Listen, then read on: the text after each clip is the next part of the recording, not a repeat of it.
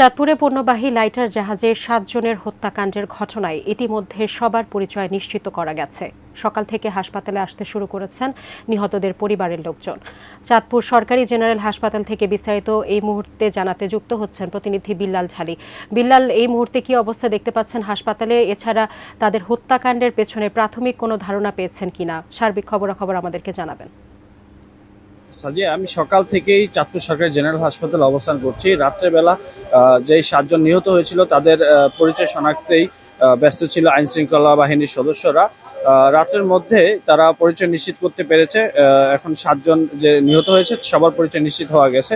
তাদের বাড়ি দুইটি জেলায়, কারো বাড়ি নড়াইল জেলায়, কারো বাড়ি ফরিদপুর জেলায়। ইতিমধ্যে তাদের পরিবারের লোকজন কিন্তু এই হাসপাতালে আসতে শুরু করেছে। ইতিমধ্যে আমরা জানতে পেরেছি কথা বলে 5টি নিহত যারা হয়েছে 5 জনের ভিতরেই কিন্তু তাদের পরিবারের লোকজন এই হাসপাতালে এসে উপস্থিত হয়েছেন। আমার পিছনেই আসলে এই লাশগুলো রাখা হয়েছে হাসপাতালটিতে। কিছুক্ষণের মধ্যেই এই লাশগুলোকে নিয়ে যাওয়া হবে পোস্টমর্টমের জন্য অন্য একটি জায়গায়। তারপরে মূলত হচ্ছে এই লাশগুলো পরিবারের কাছে হস্তান্তর করা হবে। আমি পুলিশের সাথে কথা বলেছি, তারা এখন পর্যন্ত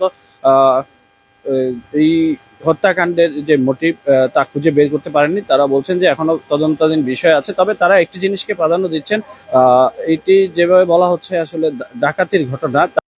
মনে করছেন যে যেহেতু এই জাহাজে থাকা যারা নাবিক স্টাফ ছিল তাদের কাছে বেশি পরিমাণে টাকা পয়সা থাকার কথা নয়, সেহেতু তারা বেশি ধারণা করছেন যে এই হত্যাকাণ্ডটি পূর্ব শত্রুতার জের থেকে ঘটে থাকতে পারে, এমনটাই তারা ধারণা করছেন।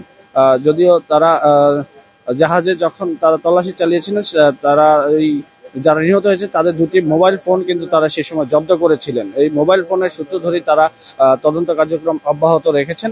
তারা ধারণা করছেন যে খুব সহজে এই জট খুলতে পারবে। আমি যারা নিহত হয়েছে তাদের ফ্যামিলির সাথে কথা বলেছিলাম। তাদের দাবি এই নৃশংস হত্যাকাণ্ডের যেন সুষ্ঠু তদন্তের মাধ্যমে সর্বোচ্চ শাস্তি নিশ্চিত করা যায়।